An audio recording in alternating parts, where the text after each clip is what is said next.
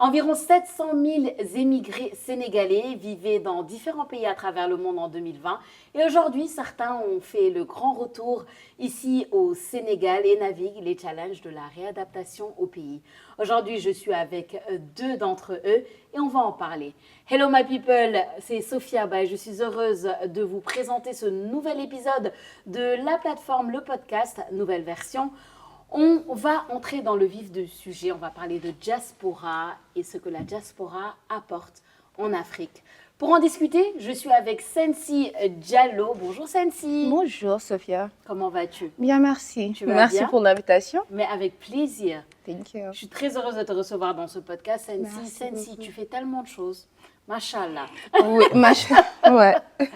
Alors Sensi, pour parler un peu de ton profil, tu es dans la gestion de projet, tu es actrice. Tu es aussi dans la communication. Et my personal favorite, mon préféré, c'est que tu poursuis actuellement des études en psychologie. Yes. Nice. Yes. Est-ce que tu sais que j'ai toujours dit que si je n'étais pas journaliste, j'allais être psychologue? Ah oui? J'adore la psychologie. Non, mais c'est top. J'adore En tout rentrer dans cas, la tête des et gens. c'est pas trop tard, hein. C'est pas trop tard. It's never too late. Je suis It's never vieille, too late. Je suis vieille, hein, Ah, Sensi. c'est pas trop tard, même à 50 ans si tu veux. En tout cas, tu auras de la sagesse pour donner des conseils et tout ça. C'est important. jamais trop tard. Super. En tout Yes. cas, très heureuse encore une fois de t'avoir sur ce plateau aujourd'hui. Merci beaucoup. Et je te présente Abdoulaye Sidibé, notre chroniqueur maison qui est là aussi. Bonjour Abdoulaye. Bonjour Sophia, bonjour Sensi, c'est ça? Sensi. Parce que Sensi. j'avais du mal à le prononcer, mais voilà, Sensi. C'est très Sensi. original. Hein. Bah ouais, première fois pour moi, et Ouais. en tout cas ravi de t'avoir en face de moi aujourd'hui, et Yes. je vais te cuisiner. Ouh. Ah oui, je vais te cuisiner. Ok. C'est très bien. On va se cuisiner tous ensemble. On va se poser les vraies questions. Abdoulaye, je le rappelle, un chroniqueur dans la plateforme, serial entrepreneur, comme j'aime bien t'appeler. Et aujourd'hui, ça tombe à pic que tu sois là parce que tu fais partie de ce sujet dont on parle, tout comme Sensi, la diaspora de retour ici Yes. au Sénégal. Alors, to paint the picture, on va parler un peu de l'image parce que Sensi, tu as vécu plus de 20 ans aux États-Unis. Yes. Donc, si vous entendez un fond d'accent anglais là, c'est pas pour faire Aidez-moi genre, en hein. anglais. Hein. Ouais. C'est moi, carrément. Je Oui. vais essayer aujourd'hui de ne pas mettre trop de mots en anglais, Oui, etc. c'est ça. je Parce vais que essayer. 20 ans aux États-Unis, quand même, ça marque. Oui, exactement. Ça marque. Mhm. Et toi, Abdoulaye, Alors moi je suis français, française, cuisine-nous. donc effectivement je suis né, grandi et fait toute ma carrière en France. Après c'est vrai que mon amour pour l'Afrique date depuis mon plus jeune âge. C'est-à-dire que j'ai toujours eu la chance de voyager. Et puis avec les activités, j'ai pas mal tourné en Afrique de l'Ouest et au Maghreb surtout. Mais voilà, aujourd'hui je me retrouve avec Sensi et toi au Sénégal et c'est un plaisir. Hey, C'est un plaisir, En c'est un 2025, c'est parfait. Ouais, c'est parfait. Alors, grand retour au Sénégal, toi, en décembre 2017, c'est bien ça? Yes. Grand retour au Sénégal, toi, en septembre 2024. Septembre 2024, C'est ça. c'est tout neuf. Tout neuf, tout frais, tout neuf. On va avoir une perspective plus nouvelle que Sensi et moi, parce que Exactement. moi, mon retour, bon, je le dis souvent, j'ai fait 10 ans au Canada. J'ai grandi ici par contre, jusqu'à mes 18 ans. Ensuite, j'ai fait 10 ans au Canada. Et grand retour au Sénégal en décembre 2018. Donc, un an 2018. après toi. Ah ouais, ok. ouais. C'est ça. Alors, 3 personnes qui ont fait partie de la diaspora, qui sont là pour parler un peu de ce retour. Moi, ma première question que je vais vous poser tous les deux, c'est quoi qui a en fait, comment dire, c'est quoi qui a fait en fait, c'est quoi qui a motivé, le mot que je cherchais, c'est quoi qui a motivé votre retour ici en Afrique et plus particulièrement au Sénégal? Sensi peut-être, d'abord. Alors, déjà, comme tu as dit, j'ai vécu 20 ans, plus de 20 ans aux États-Unis. Et à un moment, j'ai commencé à venir en vacances en 2010. Et en 2010, j'ai découvert un autre Sénégal. Je connaissais pas. Déjà, je reconnaissais même pas mon quartier quand je suis arrivée parce qu'il n'y avait même pas de maison. Quand je quittais, il n'y avait rien aux Almadies, etc. Je suis revenue, tout est fait. It's amazing. Alors, je me suis dit, écoute, bon, essaye de voir comment tu peux être là et là-bas en même temps. Après, je suis revenue en 2012, c'était les vacances. Et à partir de 2014-2015, je venais pendant 6 mois presque. Et je faisais online school aussi. Ok. So, ça me permettait de venir, être en classe et pas devoir, rentrer chaque 1 mois, etc. Je suis venue 6 mois et j'ai commencé un business comme ça, Nice. avec du personal shopping, parce que nous et le make-up, il y avait tellement de filles qui voulaient des produits comme NARS, comme MAC, etc., mais elles ne pouvaient pas en acheter. Tu vois, alors moi, j'étais le point entre elles. Nice. Et ça a marché. Et finalement, j'ai vraiment décidé que, écoute, je veux revenir. Il me manque tellement de choses. Il me manque du tchéboudjen dans ma vie. Il me manque beaucoup de culture. Voilà, il me du manque soleil. et du soleil. Ouais. Genre, il me manque des choses tellement easy. Par exemple, ici, pour 500 francs, tu descends, tu vas à la plage, tu es bien. Ok. Là-bas, Ouais. c'est Plus compliqué. plus compliqué. Ok. C'est une aventure. So, ouais, finalement, j'ai bossé très dur pendant 1 an et quelques. Ouais. J'ai dépensé $50 par semaine. Tu t'es serré la ceinture. Ouh là là, j'ai tout envoyé ici et je suis revenue. Ok. Comme ça, un coup de tête, je suis revenue. Et voilà, je me sens bien depuis lors, côté mental même. Mais c'est une belle histoire parce que moi, je vois déjà le côté entrepreneur. Faut toujours qu'on revienne à l'entrepreneuriat. Ça va jamais nous lâcher cette Ah, c'est affaire-là. là-dedans. C'est dans le sang. Yes. Mais oui, parce que en fait, tu dis que toi déjà en 2010, comme tu nous dis, toi déjà en 2010, tu étais encore très jeune à l'époque, tu l'es toujours. Hein. Mais tu étais Thank encore you. très jeune à l'époque et tu avais déjà cette idée de faire le pont entre des produits que les femmes d'ici voulaient là-bas et n'avaient pas forcément accès. Et là-bas, parce que toi, tu faisais des allers-retours. Exactly. That's business. C'est déjà un bon business qui t'a permis peut-être de connaître plus de monde, de faciliter un peu ton retour, etc. Exact. Et à la suite de ça, tu as économisé, tu as décidé de venir t'installer et tu as eu beaucoup d'avantages pour ça. Exact. Toi, Abdoulaye, l'histoire est encore plus particulière, moi, je trouve, avec toi. Pourquoi? Parce qu'Abdoulaye, On a des questions. C'est ça, on a des questions parce que tu es malien de base. Tu es malien ayant grandi en France, bon, ayant fait aussi d'autres pays, hein, et tu as décidé récemment de venir t'installer au Sénégal. Pourquoi ici? Pour la simple et bonne raison que ce qui était important pour moi, c'était de trouver un endroit où je pouvais m'épanouir. Et ça passait forcément par le continent africain, en tout cas un pays du continent africain. La deuxième chose, c'est que j'oublie pas que le Mali et le Sénégal, c'était un seul et même pays. Tout à fait. Il y a moins de 60 ans. Et que culturellement, spirituellement, je me retrouve ici. J'oublie pas aussi que voilà, on m'a accueilli les bras ouverts quand je suis venu ici la première fois il y a 3 ans. Et après, bon, je reste un entrepreneur aussi. Hein. Donc du coup, un entrepreneur, parce que déjà en Afrique, très peu comptent sur un seul salaire. On est tous des entrepreneurs nés, on a tous des side business. Et vu que j'évolue dans le sport et la formation, et qu'il y a une grosse opportunité qui s'offre à nous avec les Jeux Olympiques de la jeunesse à Dakar en 2026, et ben, pour moi, ça faisait sens. Voilà, tout était aligné. Voilà. Smart. That's why. Mais voilà, Sénégal, Mali, pour moi, c'est la même c'est la même chose pour moi. Et tout à fait, j'adore cette idée parce que voilà, on parle d'Afrique, on parle d'un empire qui était un seul empire à la base. Et puis bon, on va pas revenir sur tous les faits historiques, mais bon, on sait ce qui s'est passé, n'est-ce pas?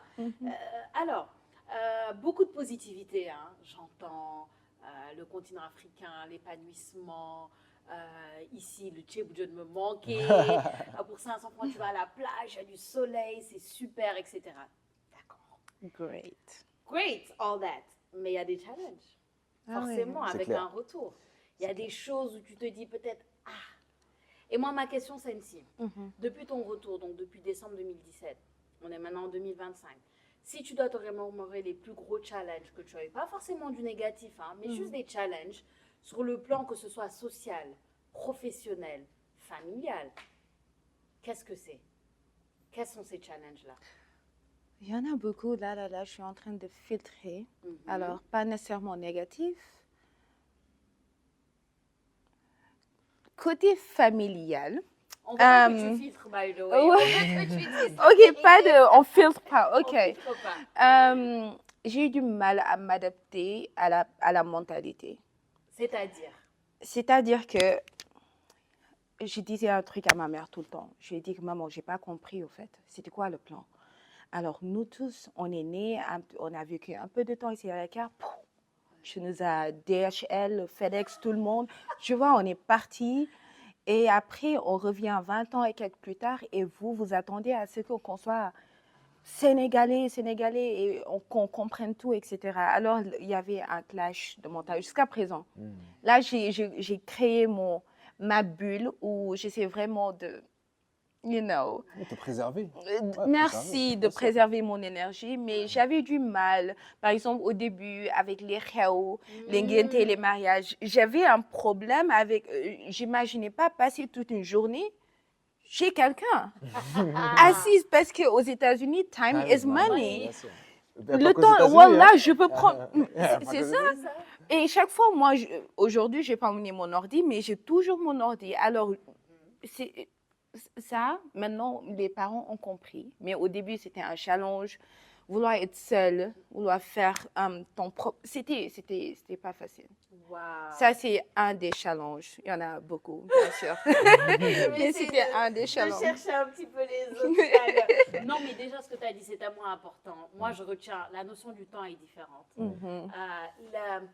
Est-ce qu'on va appeler ça pesanteur sociale, pression sociale, ou plutôt les charges sociales sont différentes? Oui. On a plus de charges sociales On en a Afrique. beaucoup de charges sociales. Et ce qui peut paraître naturel ou normal bon, à beaucoup de personnes peut-être qui ont passé plus de temps que toi ici, pour toi ça peut être une nouveauté. Comme tu parles, les khéo c'est quelque chose ici. Tu sais c'est quoi un khéo, Abdoulaye? Alors, Un comme baptême, un oui, si mariage. tu oui, bah, Tout bah, ce qui est je le event. vois. Ouais, un petit Alors, L'argent, ça donne. voilà, oui, c'est ça, ça revient pas. En Et plus, c'est ce que je pendant disais. toute l'année, tu envoies à tes parents de l'argent, tu viens, tu les trouves en train de donner à tout C'est le ça, monde, et c'est it's like, incroyable. wow! Ouais, c'est Mais incroyable. bon, ça, c'est quelque chose, c'est un Moi, autre. justement, vu que tu as dit, c'est vrai qu'il y a un vrai choc culturel, en tout cas, ce temps d'adaptation. Moi, là, je suis beaucoup plus jeune sur le territoire que vous, mais c'est vrai que la mentalité, voilà, il faut s'y préparer. C'est-à-dire qu'on ne peut pas avoir le biais en se disant, voilà comment je fonctionnais, je vais faire un copier-coller. Non, ça ne fonctionnera pas. Moi, c'est la notion du temps. C'est-à-dire qu'en réalité, c'est même pas le fait d'être en retard ou quoi que ce soit, mais en fait, aujourd'hui, j'ai des interlocuteurs qui prennent un temps fou, enfin, non, un plaisir fou à me faire perdre du temps. Et pour moi, c'est désagréable. C'est mal. C'est-à-dire qu'en réalité, on peut dealer ou pas, mais me fait perdre pas du temps. Tu vois, je peux pas aller à Auchan ou au marché demander du temps, quoi. Le temps, c'est trop précieux. Et moi, vraiment, le côté un peu négatif, c'est ça. C'est les personnes qui nous font perdre du temps, qui nous mettent des bâtons dans les roues dans notre progression. Mais sinon, vraiment, ça reste un super peuple, voilà, avec des valeurs qui restent encore. Oui. Voilà. Après, bon, on peut dire beaucoup de choses, hein, mais ça reste, il y a quand même des valeurs qui restent et ça, c'est important. Les valeurs, c'est important. Je veux juste revenir sur la manière dont tu as formulé, parce que j'adore, et peut-être que c'est là que tu as dit, et ça, c'est ta perception à toi. J'ai l'impression qu'il y a des gens qui se font un plaisir de me faire perdre mon temps. Parce qu'au final, toi, c'est comme ça que tu le vois. Alors que la personne, peut-être, pour elle, c'est tout à fait normal parce que c'est chill. Écoute, on va te dire ça commence Ils à sont 14 comme heures. ça. Même si tu es là à 16 heures, c'est bon, c'est pas grave. À 18 heures, on est en train de démarrer un petit peu, tu vois. Ouais, mais C'est une façon d'être, en fait. Oui, qu'il faut dire que non, c'est pas C'est dans un le problème. sang, parce que si c'était dans le sang, on l'aurait aussi. Mais c'est plus culturel qu'autre chose, et ça peut être un problème. Donc, on est d'accord que cette période de réadaptation, elle est nécessaire. Et on doit la prendre. Tu vas pas arriver comme ça et tout comprendre d'un coup Non. et pouvoir... C'est normal. En tout cas, selon vous maintenant, professionnellement parlant, quelles sont les opportunités qu'il y a sur notre continent que peut-être il n'y a pas ailleurs, qu'il y a en Afrique, il n'y a pas forcément ailleurs? Oui, vas-y, tu peux commencer. oui. Clairement, en fait, il y a tout en Afrique, en fait. En réalité, depuis la traite négrière, ensuite la colonisation, en fait, on est un puits Ouais, qui c'est s'épuise pas. En fait.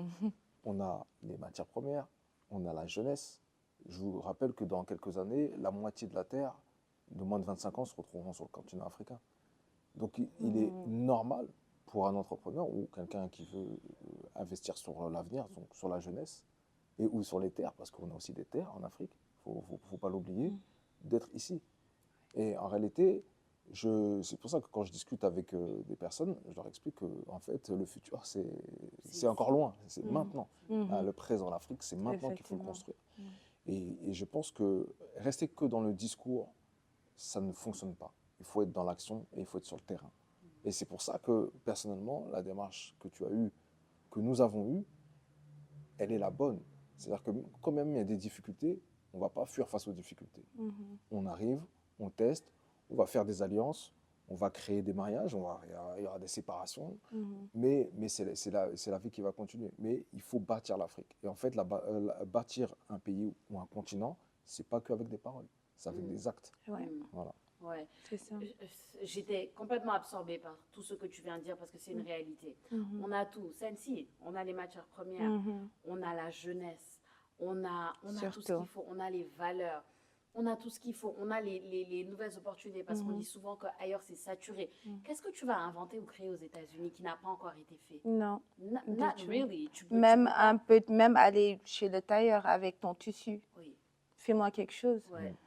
Là-bas, c'est fashion designer. Exactement. On t'appelle fashion designer, Bien on sûr. te paye des thousands Bien sûr. pour te dire, ouais. Tu viens de soulever un autre truc. Je laisse ça là, on va revenir là-dessus tout à l'heure. Parce que c'est vrai, et là je te rejoins. En fait, on ne se valorise pas nous-mêmes. Merci. On ne se valorise pas. Rentrons- We are rentrons dans le amazing. sujet. Vous savez, un jour, je suis allée, je ne sais pas si vous connaissez, au marché à Élysée, en ville.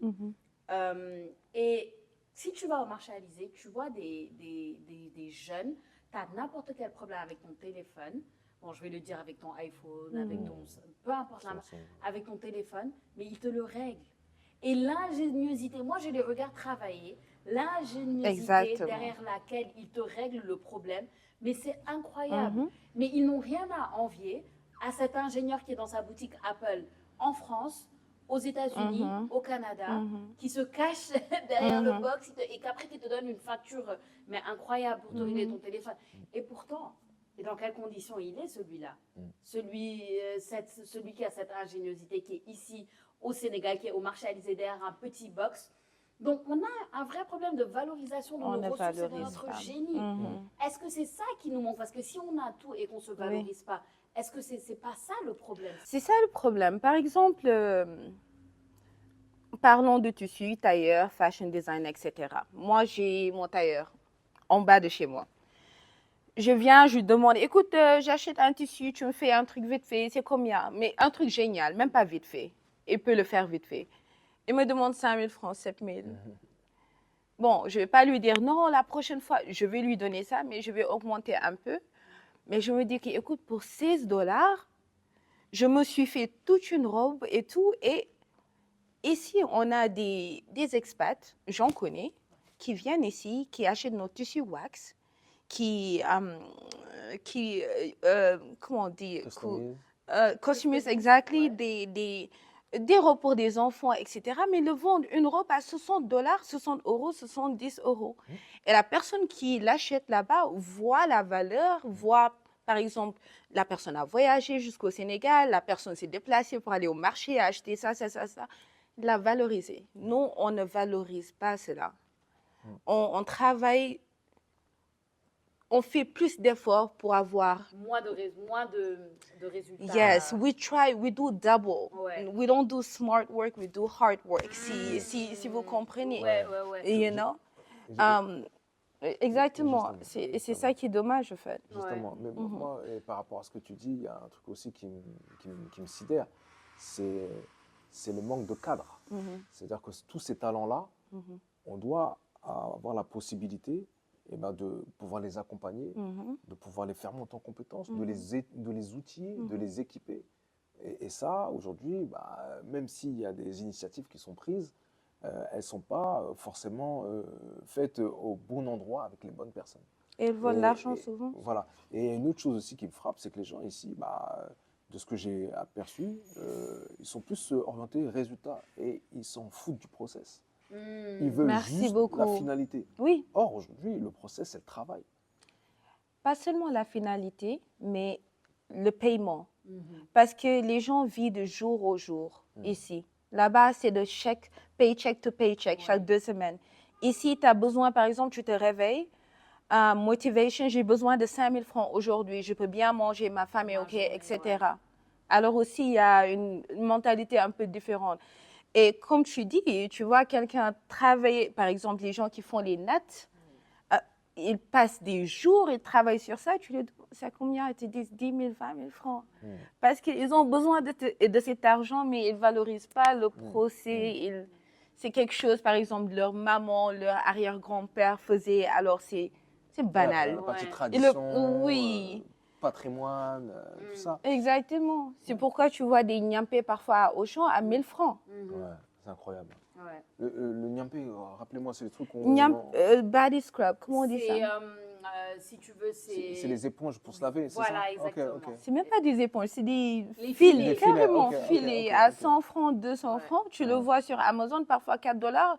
Ça fait 2000, 2500. C'est Bah, juste alors, côté parce que valorisation. aussi, ça a été valorisé et il y a du marketing là-dessus. There you Donc, go. That's the thing. C'est très délicat dans ce... Et on le voit tous les jours, de plus en plus quand tu regardes les grands défilés de mode aux États-Unis. il en s'inspire France, d'Afrique en Oh plus. là Hein. s'inspire de là, nous de oh plus en là Ah oui, là. il s'inspire. Et Hein. après, pour aller vendre ces tenues, ces tissus à des prix extraordinaires. Alors que nous, c'est banalisé ici, peut-être parce qu'on en a tellement, peut-être parce qu'on a On en a l'habitude de le tellement, voir. ouais. Comme on dit, hein, quand tu es proche de quelque chose, tu ne vois pas la valeur de cette chose. Malheureusement. Peut-être que c'est ça Ouais. le Malheureusement, mais je pense aussi, parce qu'il faut avoir aussi cette...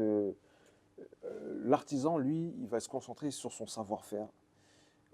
Mais il est qu'un chaînon de toute une filière, en fait. Et comme ici, on pense pas filière, eh ben, on est désorganisé.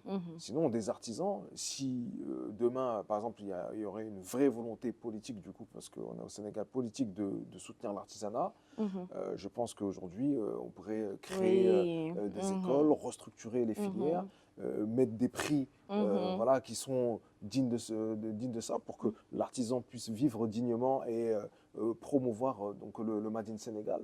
Tout ça, c'est derrière le mot, il manque de cadre, c'est de ça qu'il s'agit. Effectivement. Il y a un mot qui me vient en tête avec tout ce que tu dis, c'est la redistribution. Vous savez, dans le milieu du cinéma, on parle de redistribution. Moi, j'ai un frère qui est dans le milieu du cinéma et c'était sa plus grande bataille il y a quelques années quand il a produit un film, il est producteur, il a produit un film 100% sénégalais. Il est allé à Matam, il a produit un film qui s'appelle Bamoum Nafi. Il a produit un deuxième film qui s'appelle Demba. Quand il produisait Bamoum Nafi... Ah, le dernier, Demba. Oui, Oh, ok. yeah. Quand il produisait Bamoum Nafi, il est venu sur différents plateaux ici. Il a dit, mais on a un problème de distribution et de redistribution ici au Sénégal. C'est la chaîne dont tu parles. Tu peux produire, tu peux avoir un produit, mais si tu n'as pas une distribution efficace, une redistribution efficace, c'est un problème. Quelques années après, il produit Demba, mais le problème est presque résolu. Parce qu'il y a des gens qui se battent pour ça, pour redistribuer. Ils travaillent en collaboration avec des gens qui se focalisent maintenant sur ça. Et moi, ça, j'aboutis. Il faut qu'on s'organise, en fait. On peut avoir toutes les ressources. Et c'est ça qu'on voit souvent dans... ça fait tellement de siècles qu'on sait qu'on a les ressources qu'il faut, mais on n'a pas l'organisation qu'il faut. On n'a pas les machines qu'il faut. We don't, yeah. C'est On ça. on peut rien exploiter. Exactement. Si on parle de minéral, on sait qu'il y a quelque chose ici. On n'a pas les On n'a machines pas la pour trouver technologie, ça. on n'a pas le savoir-faire, on n'a Merci. pas l'expérience. Et Pendant du coup, toutes ces années, c'est ça? on dépend des autres. On dépend des autres. Et les autres, ils viennent et nous disent, hey, pas de problème. Mais écoute, 80%, parce que voilà, Of course. On n'a pas le choix parce qu'on doit retirer ça, on doit manger. C'est aussi délicat. C'est très délicat. C'est délicat. Ouais. Alors, en sachant tout cela, moi j'ai une question un peu plus personnelle pour vous. Ah là là là là là, Let's Oui, go. on va y aller, on va y aller.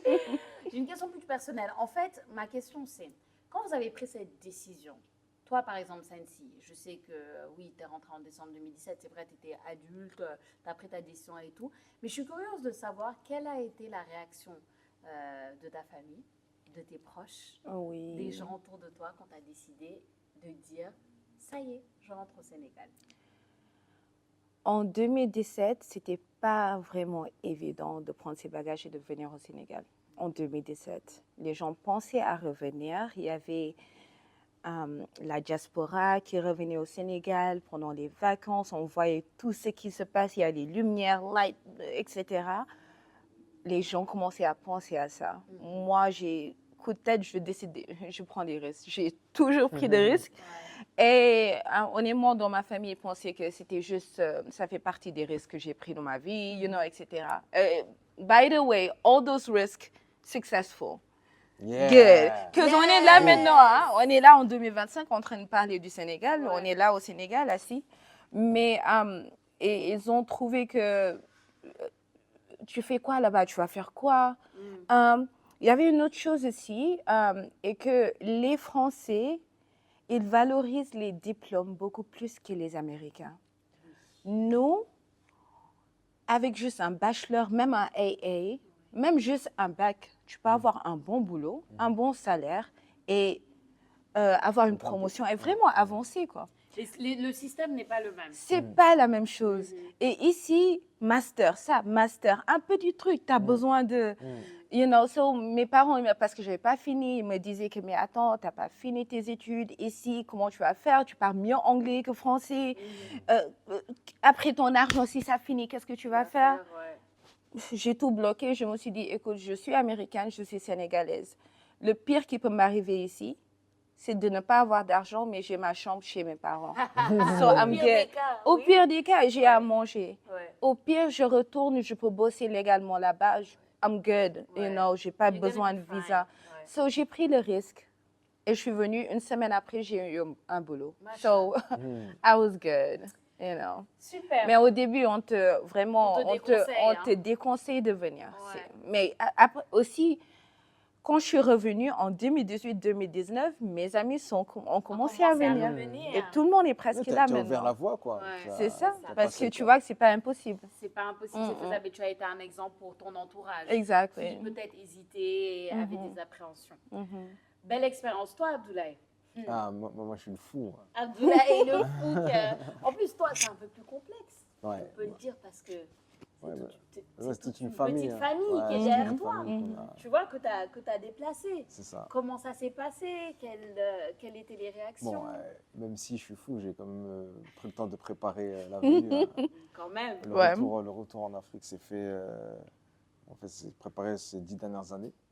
Nice. Voilà, donc en vérité, j'avais ça dans le coin de la tête, mais à chaque année, avec son lot d'obstacles, etc., on repousse. Mais je m'étais fixé une date limite. Il fallait que 2 ans avant les JO, il fallait que je sois là. Donc promesse tenue jusqu'ici. Mais la phase préparatoire, elle est super importante. C'est-à-dire que quand je suis arrivé, il a fallu que je me fonde dans la masse. Encore une fois, la première fois que je suis venu avec une délégation d'entrepreneurs français. Donc on était dans les hôtels, etc., bien choyés et tout. Et c'était pendant, je crois, une semaine. Ils sont tous rentrés en France, je suis resté tout seul. Pendant 2 mois. À bourlinguer dans Dakar, à prendre le tchak-tchak, à voir si je pouvais vraiment y vivre et pas venir qu'en vacances. Parce que c'est différent quand tu viens pour t'installer et quand tu viens en vacances. Donc il y avait cette préparation-là. Ensuite, j'embarque 3 enfants, mon épouse. Donc du coup, la partie scolarité, l'environnement où on est amené à vivre, etc. J'ai rien laissé passer au crible. Et aujourd'hui, je suis plutôt fier de ce que ça donne. Voilà, et maintenant, le challenge, c'est de venir créer un écosystème, un peu comme ce que j'ai pu créer quand j'étais en Europe, où je peux pouvoir développer mes activités sereinement. Parce que c'est important ici, tout fluctue, les prix fluctuent. Un jour au lendemain, on peut dire x2, alors que voilà. Mais avec un bon écosystème, je pense que ça peut soutenir l'activité. Et voilà. Yes. Nice. Vous avez de belles success stories, en tout cas de retour. Moi, je vais vous raconter un petit quelque chose. Moi, quand j'ai décidé de rentrer, c'était aussi sur un coup de tête. Parce que tout marchait bien au Canada. J'avais commencé ma carrière dans la com, dans le journalisme.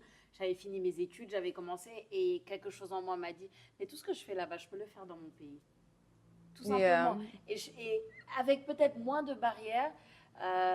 moins de barrières au niveau de la couleur de ma peau.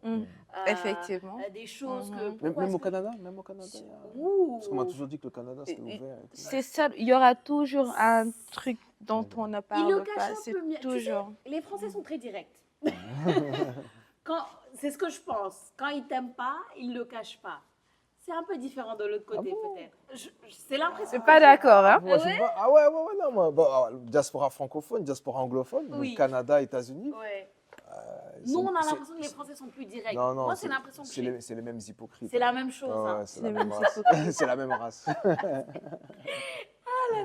On va nous censurer. Ouais, Arrêtez. ouais. Bref. Non, mais écoute. Mais c'est même pas seulement la question du racisme, mais la question de tu sais, quand tu es une minorité ailleurs, il y a des batailles que tu dois mener que tu mènes pas forcément chez toi, parce que tu n'es pas une minorité chez toi. Exactement. Quand tu as la possibilité des deux, maintenant il y a d'autres batailles. Hein. Ici, on vient de le dire, il y a beaucoup de choses.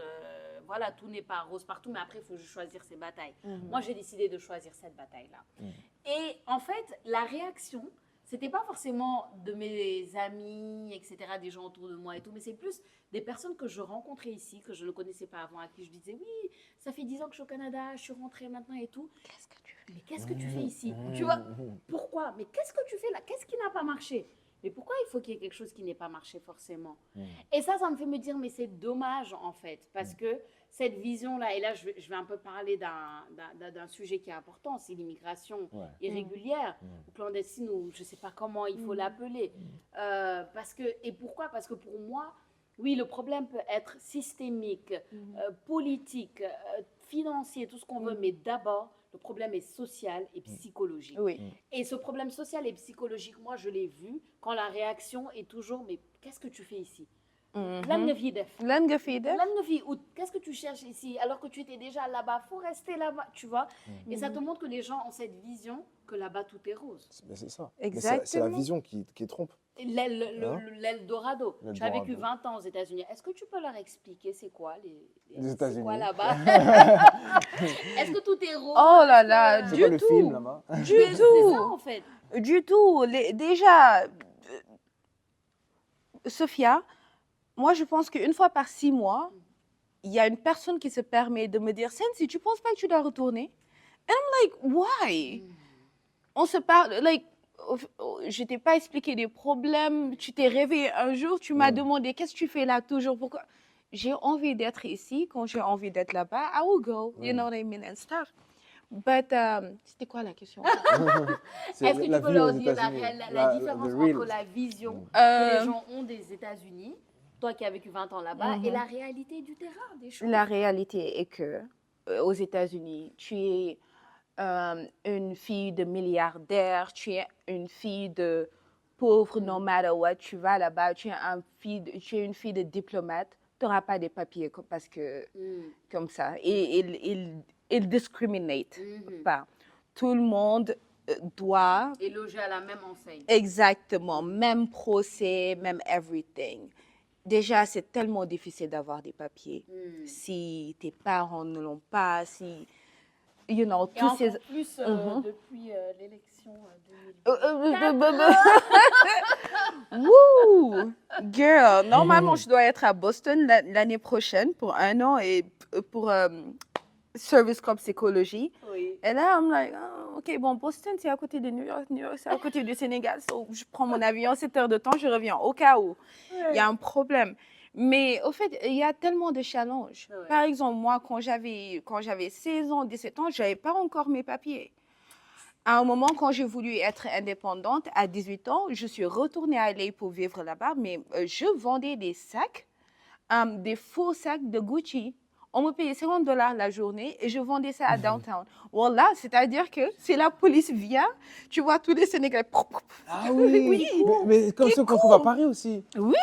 Qui vendent la Tour Oui. Eiffel et tout. Mais les gens vont jamais croire que Mais moi. t'étais hustler. Moi, j'ai jamais. T'étais un hustler. J'ai hustle parce que je voulais exactement. I knew exactly ce que je voulais.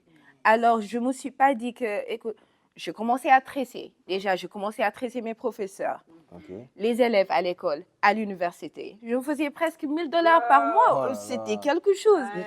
J'ai hustle jusqu'à maintenant. Alors, c'est pas on se réveille chaque jour, il y a le soleil, oh, on te donne de l'argent, femme de fenêtre, hey, here.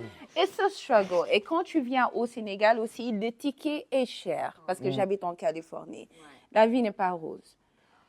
Merci It's pour ce not, beau yeah. témoignage. Franchement, que les gens comprennent. Abdoulaye, est-ce qu'en France, tout va bien? Tu te réveilles devant la Tour Eiffel, on La t'amène ton France, petit déjeuner. c'est où la Ça France? sent bon. Non, Non, mais non. sérieusement. Qu'on soit vraiment pragmatique. La France a son lot de bonnes choses quand même. Parce que clairement, que ce soit sur les avantages sociaux, l'éducation, franchement, c'est solide. La vérité, c'est super solide. Les infrastructures, c'est solide. Maintenant, ce qui va poser problème à des personnes comme nous qui avons l'ambition de casser ce plafond de verre qu'on veut nous imposer, ou qui avons l'ambition de se réaliser tout simplement, ou tout simplement ceux qui se sentent appelés par le continent, eh ben, C'est seulement. c'est là où il y a le couac. C'est-à-dire qu'on va vous mettre des bâtons dans les roues, on va vous faire des formalités à ne plus finir. Mais la vie en France, clairement, si tu n'as pas trop d'ambition, si tu veux une vie pantouflard, salarié, ouais, la France, c'est bien pour toi. Mais si tu veux next level, tu veux pouvoir te réaliser, construire des choses dans ta main, entreprendre, la France, pour moi, c'est un premier échelon, une première marche, Très honnête. clairement. Mais avec Covid, on a compris qu'être salarié et rester chez... c'est même pas sûr. Ouais. On ne peut pas prendre le risque de se faire payer chaque mois et c'est un risque. Moi, je ne le ferai jamais. En ce moment. Comme quoi, et c'est important ce que tu as dit, parce que tu as dit comme quoi rien n'est sûr. Covid, par exemple, nous a montré qu'il n'y a pas de stabilité. Rien du tout. Il y a zéro stabilité. nous a Et joue puni. avec nous, en fait. Ça nous a puni. Moi, par exemple, pour la petite anecdote, j'avais des salles de fitness, en fait. Et du coup, le Covid, ça m'a frappé déjà physiquement, j'ai été atteint. Oh, Mais wow. déjà, mais la deuxième chose, c'est qu'on était obligé de fermer. Fermé. Et là, quand tu vois que toutes Obligé. les charges, elles sont là, elles te regardent. Alors, les factures, elles sont là, elles te regardent. Alors, tu nous payes quand? Ça se passe comment? Et que tu rentres pas de chiffre d'affaires. Ouais. C'est compliqué. Et tu espères chaque mois que Ah non, mais ça va tu espères finir, que tu ça vas va finir, ouvrir. mais on Oh là prolonge. là. Et puis quand il faut sortir, etc. Donc, non, vraiment, le Covid a appris l'humilité et la modestie à tout le monde entier. Voilà. Exact. Et en réalité, et c'est là où je pense par rapport à la question, moi, la France, effectivement, j'ai fait ma carrière qui n'était pas finie. D'accord, j'ai eu la chance d'être éduqué, donc d'avoir fait les études, etc. Les enfants aussi.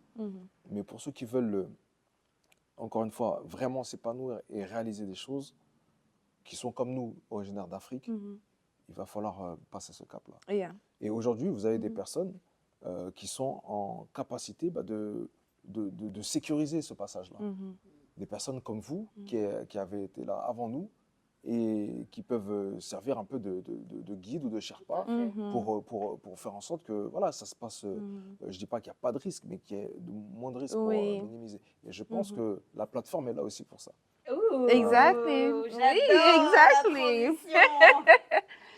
Marketing genius. Exactly. Non, mais écoutez, on pourrait parler pendant des heures. Franchement, c'est une tellement belle émission, un tellement beau sujet. On va faire une partie 2. Abdoulaye, ça fait beaucoup de parties 2 qu'on doit faire. Hein. Ah oui, mais là, en plus, avec Non. on n'a pas tout fini. Hein. On n'a pas tout fini. On n'a pas parlé Et de tout. surtout, là, on a duré. Oui. Mais la prochaine fois, parler aussi le fait de revenir et de vouloir faire quelque chose ici. Et comme tu parles de bâton dans les roues, mais c'est un peu, tout est difficile, côté papier, côté système, côté tu dois toujours payer quelqu'un. Ça, par contre, vraiment, On va en parler. ouais, ça te décourage. Un cas Ça te pratique, décourage. hein. Moi, par exemple, là, j'ouvre un petit commerce là et tout, mais il faut voir. Je monte mon facile. passeport, non, t'es français, c'est pas bon. Ah. Mais, donc, du coup, j'ai dû switcher, prendre quelqu'un qui Oh là truc et là. tout. C'était vraiment Yeah. incroyable. Donc, mais c'est un peu ça pourquoi on est là, c'est sensibiliser les gens aux vraies réalités du terrain. Tout n'est pas jeter l'eau et le bébé, non. Mais il y a des jalons à passer, il y a des... voilà, moi je It's pense que not c'est ça. Hein. Non. Yeah. Moi, j'aimerais pas qu'on me trace une route et je pense que c'est plus plus amusant, plus intéressant on se retrouve. C'est-à-dire qu'on se cherche chaque jour, on crée des choses comme tes business, etc. Moi, je découvre tellement de choses ici quand je suis revenue. Les gens ont besoin des services en anglais, les gens ont besoin de ça. À la base, aux États-Unis, je faisais. You know, I got you, girl. I got Moi aussi, je you. veux faire de la traduction. There you go. So, En tout cas, on voilà. va parler hors antenne.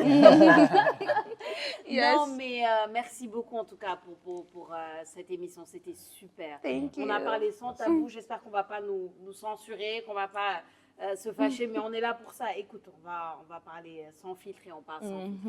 Merci beaucoup, Sensi. Thank you so much. Et à Merci très de m'avoir bientôt. invité. Le plaisir est pour moi. Merci, Inch'Allah. Abdoulaye. Merci à toi, Sophia. Merci à toi, Enchantée, Sensi. Abdoulaye. Enchanté et ravi de t'avoir connu et je pense qu'on va poursuivre. Inch'Allah. Et l'épisode 2 bientôt. L'épisode 2, bientôt. Merci beaucoup, chers internautes. C'était en tout cas ce nouvel épisode de la plateforme, le podcast Nouvelle Version. Je suis Sophia Ba. Je remercie tous nos partenaires, dont la maison Absatoussi de Dakar, où on tourne actuellement. Je vous donne rendez-vous très bientôt pour un nouvel épisode.